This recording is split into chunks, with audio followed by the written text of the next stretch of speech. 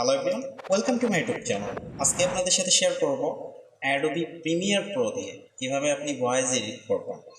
যদিও Adobe Premiere Pro দিয়ে আপনি প্রফেশনালি ভয়েস এডিট করতে পারবেন না, তারপরও আপনারা যারা ইউটিউব বা ফেসবুকে বিভিন্ন ধরনের কন্টেন্ট ক্রিয়েট করেন তাদের জন্য মোটামুটি কাজ চালিয়ে নেওয়ার মতন এডিটিং এখান থেকে করতে পারবেন। ওকে, যারা প্রফেশনালভাবে ইউজ করবেন তাদের আমি অ্যাডোবি অডিশনটা সাজেস্ট করব যে ওখান থেকে আপনাদের মন মতো ভয়েস আপনি এডিট করে নিতে পারবেন। আজকে আমি দেখাবো যে অ্যাডোবি প্রিমিয়ার প্রো দিয়ে কিভাবে খুব সহজে অ্যাট্রাকটিভ ভয়েস আপনি করতে পারবেন। So let's get it. সবার প্রথমে আমি এখানে একটা সিকোয়েন্স ক্রিয়েট করে নিয়েছি। তো আমাদের একটা ভিডিও ফুটেজ এখানে নিয়ে আসলাম। এখন আপনাকে প্রথমে যেটা করতে হবে, এখান থেকে ইফেক্টে আসতে হবে। আসার পর এখানে আপনি প্রথম যেটা সার্চ করবেন সেটা হচ্ছে বেস। সো বেসটা আপনি এখান থেকে এই যে ভয়েসটা এর উপর ছেড়ে দেবেন।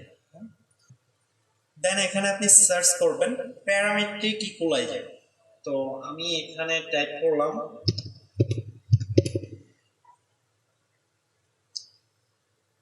দেখতে পাচ্ছেন এখানে প্যারামেট্রিক ইকুয়ালাইজার।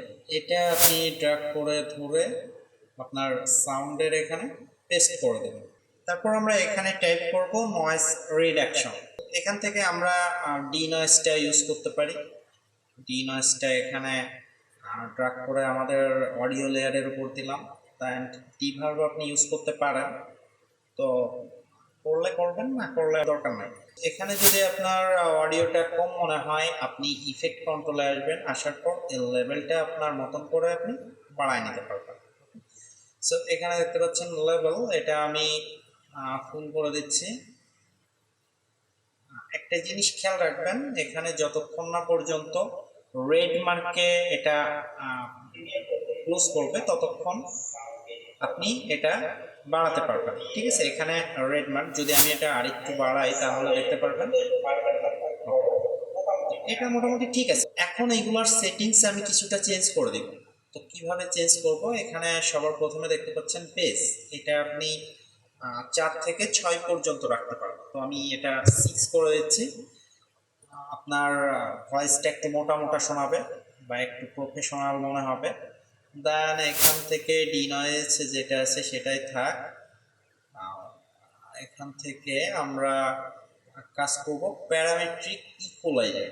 এখানে আসার পর এই অপশনটাতে ক্লিক করব। দেন এখান থেকে ভোকাল এনহ্যান্সার এটা আমরা সিলেক্ট করে দেব।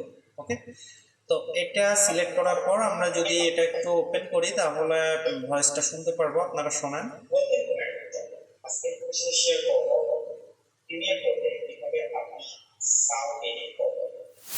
এখন সব থেকে গুরুত্বপূর্ণ যে কাজটা সেটা আপনাকে করতে হবে।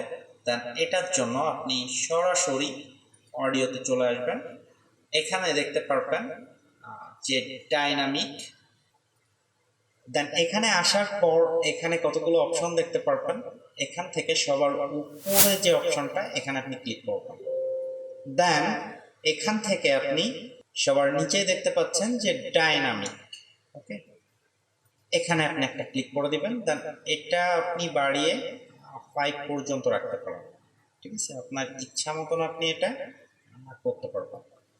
দেন আমি যদি এটা ওপেন করি দেখবেন ম্যাজিক। ওকে,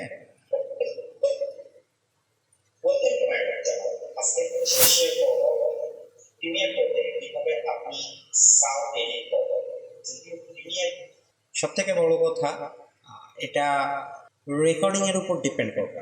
রেকর্ডিং করার সময় আপনার মাইকটা কেমন বা আপনি কোন প্লেসে রেকর্ডিংটা করছেন এর উপর এটা ডিপেন্ড করবে। যদি আপনার মাইক্রোফোনটা ভালো হয় তাহলে সেটা ক্লিয়ার এবং শুনতেও ভালো লাগবে। তো যাই হোক, আপনি রেকর্ড করার আগে আপনার জায়গাটা এমনভাবে সিলেক্ট করবেন যেখানে বাইরের নয়েজটা খুব কম যায় বা খুব রিল্যাক্সিং একটা জায়গা। এমন জায়গা দেখে আপনি ভিডিওটা রেকর্ড করবেন। দেন সেকেন্ডে আপনি প্রিমিয়ার প্রোতে এসে এডিটিং করবেন।